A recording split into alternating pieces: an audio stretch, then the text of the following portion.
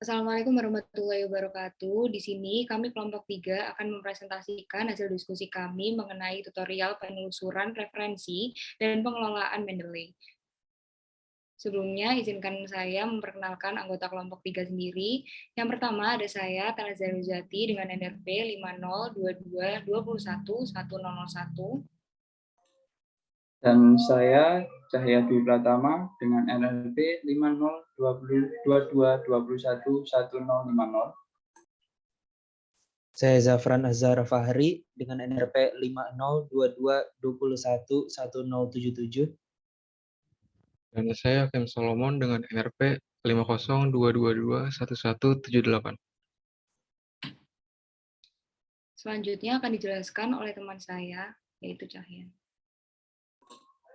Ya, materi yang pertama yaitu pentingnya membaca referensi kredibel dalam menyusun karya tulis ilmiah. Nah, sebelum itu kita mengenal terlebih dahulu apa yang dimaksud dengan karya tulis ilmiah. Nah, karya tulis ilmiah. Istilah ini sudah tidak asing lagi bagi kalangan pelajar, karena semua kalangan pelajar pasti pernah membuat yang namanya karya tulis ilmiah, terutama bagi kita para mahasiswa. Entah itu berupa artikel, jurnal, laporan praktikum, skripsi, dan karya tulis lainnya. Ya, seperti namanya, yaitu karya tulis ilmiah, yang berarti membuat suatu karya yang tersusun atas tulisan dan kalimat yang memuat tentang suatu informasi hasil penelitian atau kajian tentang suatu masalah. Untuk membuat suatu karya tulis ilmiah yang baik dan benar, haruslah memuat informasi yang faktual dan rasional. Maka, untuk dapat mencapai hal tersebut, kita harus memperbanyak yang namanya membaca referensi atau sumber informasi yang kredibel atau dalam arti terjamin kebenaran isinya.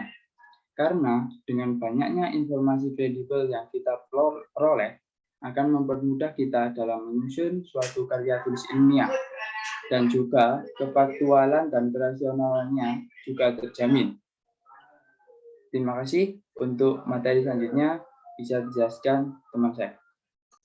Di sini saya akan menjelaskan mengenai pengertian dari referensi yang berkategori kredibel. Nah, menurut Kamus Besar Bahasa Indonesia atau KBBI, kredibel adalah bisa dipercaya, dapat dipercaya, atau mampu dipercaya. Nah, kredibilitas sendiri ini merupakan alasan yang masuk akal untuk bisa dipercayai, karena sudah terdapat bukti-bukti di dalamnya yang konkret. Oleh karena itu, jika suatu sumber telah dikategorikan sebagai sumber yang kredibel, maka sudah pasti sumber tersebut merupakan sumber yang terpercaya. Nah, berikut adalah kriteria referensi yang berkategori kredibel. Yang pertama, harus memenuhi kaidah keilmuan. Nah, ciri jurnal yang berkredibel yang pertama adalah harus memenuhi kaidah keilmuan. Seperti yang telah kita ketahui bahwasanya jurnal tidak ditulis oleh sembarang orang. Penulis jurnal haruslah orang yang memiliki kompetensi di bidang itu. Misalnya dosen psikologi, maka jurnal yang hendak ditulis adalah tema-tema yang masih ada relevansi dengan dunia psikologi. Karena ditulis oleh orang yang berkompeten di bidangnya, maka tidak diragukan lagi ulasan dan pembahasannya. Yang kedua, memiliki ISSN. Fungsi dari ISSN sendiri itu ada banyak. Di antaranya untuk memudahkan untuk mengidentifikasi beberapa terbitan jurnal, memudahkan dalam melacak apakah jurnal diterbitkan secara double atau tidak, dan memudahkan pihak pengelolaan administrasi dalam memesan jurnal. Yang ketiga, ditujukan bagi masyarakat ilmiah. Nah, ciri-ciri jurnal yang berkredibel justru jurnal yang dipublikasikan atau disebarluaskan secara terbatas saja. Jadi, hanya untuk kalangan akademis maupun masyarakat ilmiah. Masyarakat ilmiah sendiri itu bisa dosen, mahasiswa, penelitian, dan akademisi. Yang keempat, diterbitkan oleh lembaga yang mumpuni. Nah, karena sekarang itu banyak yang menyebut dirinya itu lembaga yang terpercaya dan bersertifikasi, ternyata tidak semua iming-iming itu selalu benar. Oleh karena itu, kita harus tetap selektif dan mencari tahu apakah berkredibel atau tidak. Selanjutnya, yang kelima, memuat karya ilmiah dari penulis yang berasal dari minimal 2 institusi yang berbeda. Yang keenam, memiliki dewan direksi atau editor. Nah, editor jurnal sendiri ini memiliki tugas yang sangat besar. Di antaranya adalah menjamin ketersediaan manuskrip yang berkualitas dan relevan, termasuk juga bertugas untuk memfokuskan pada kebijakan, perlu dan tidaknya special issue, thematic issue, atau call for papers. Yang ketujuh, terindeks DOAJ. Nah, DOAJ ini merupakan direktori online yang sering digunakan untuk mengakses jurnal-jurnal, baik jurnal berkualitas, per-review, hingga open access. Yang terakhir, dikelola secara profesional. Tentu saja harus dikelola oleh orang-orang pilihan, oleh orang-orang profesional. Salah satu bentuk keprofesionalitasan adalah adanya editor jurnal. Tugas editor jurnal ini sangat ketat, bahkan tidak semua jurnal yang sudah terkirim bisa masuk. Jurnal yang masuk harus memenuhi kriteria dan syarat ketat agar bisa lolos. Selanjutnya akan dijelaskan oleh teman saya. Salah satu cara mencari referensi yang kredibel adalah dengan mengunjungi laman situs Google Cendekia atau Google Scholar dengan memasukkan tautan scholar.google.com. Selanjutnya. Pada situs ini, kita dapat mencari berbagai jurnal ilmiah tentang beragam topik.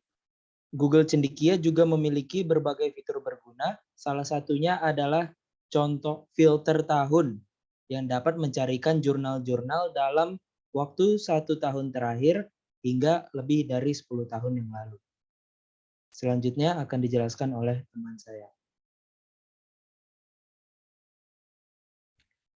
Sekarang saya akan menjelaskan praktik penggunaan aplikasi Mendeley. Yang pertama adalah praktik mengelola atau menyimpan referensi dengan aplikasi Mendeley. Dan yang kedua adalah praktik menggunakan aplikasi Mendeley untuk menulis sumber kutipan dan daftar pustaka di dalam Microsoft Word. Next. Sebelum kita bisa melakukan dua hal tersebut, hal pertama yang harus kita lakukan adalah mendownload aplikasi Mendeley. Cara mendownloadnya adalah pertama-tama kita pergi ke situs mendeley.com. Next. Lalu kita klik download sesuai dengan sistem perangkat. Karena saya menggunakan Windows, maka saya mengklik download now for Windows. Next. Lalu setelah berhasil mendownloadnya, maka akan muncul tampilan sebagai berikut. Next. Karena saya belum memiliki akun, maka saya akan meregister akun terlebih dahulu. Next. Setelah selesai meregister akun, maka aplikasi Mendeley sudah dapat dibuka. Dan tampilannya adalah sebagai berikut. Nah, agar Mendeley sendiri dapat digunakan di Chrome, maka Mendeley importernya harus diaktifkan terlebih dahulu. Langkah-langkahnya adalah yang pertama kita mengklik titik 3 pada bagian kanan atas Chrome, lalu klik More Tools dan klik Extension. Next. Lalu akan muncul tampilan seperti ini. Dan kita klik Extension pada bagian kiri atas. Lalu kita bisa men-search Mendeley pada Chrome Web Store. Next. Lalu kita unduh Mendeley Web Importer dan klik Add to Chrome. Next. Jika sudah terunduh, maka akan muncul tampilan seperti ini. Lalu kita tinggal mengklik Add Extension. Dengan demikian, Mendeley sudah dapat digunakan di Chrome. Next. Nah, agar Mendeley dapat terhubung dengan Microsoft Word, maka kita perlu mendownload Mendeley Site. Pertama-tama kita klik Tools pada bagian kiri atas, lalu kita klik lagi Install Mendeley Site. Next. Lalu kita akan diarahkan kepada tampilan web seperti ini, dan kita klik unduh Mendeley Site. Jika sudah, kita klik Open in Word. Next. Maka jika sudah terdownload, Mendeley Site akan terdapat pada bagian referensi. Next. Dengan demikian kita sudah mendownload aplikasi Mendeley. Dan sekarang kita dapat mengelola dan menyimpan referensi dengan aplikasi Mendeley. Next. Yang pertama adalah kita membuka aplikasi Mendeley, lalu klik Tools pada bagian kiri atas, dan klik Search for Article Online. Next. Lalu kita cari topik yang ingin kita telusuri dan pencet Search. Next. Lalu kita akan memilih jurnal yang kita inginkan, Lalu kita klik Add to Library pada bagian kanan. Next. Maka jurnal tersebut akan tersimpan pada aplikasi Mendeley. Ringkasan dari jurnal tersebut akan muncul bila kita klik file tersebut. Mulai dari judul jurnal, abstrak, nama pembuat, tahun pembuat, dan sebagainya. Lalu yang kedua, kita juga bisa menggunakan Mendeley untuk menulis daftar pustaka di dalam Microsoft Word. Next. Pertama-tama kita buka Microsoft Word dan klik Mendeley Site pada bagian referensi. Lalu kita pilih jurnal dan kita klik Insert Citation pada bagian kanan bawah. Maka akan muncul tampilan sebagai berikut. Next. Lalu kita klik More dan pilih Insert Bibliography pada bagian kanan atas. Dan next. Maka akan muncul daftar pustaka sebagai berikut. Dan muncul daftar pustaka tersebut tergantung pada gaya citasi yang kita pilih. Ya, sekian materi dari saya. Terima kasih.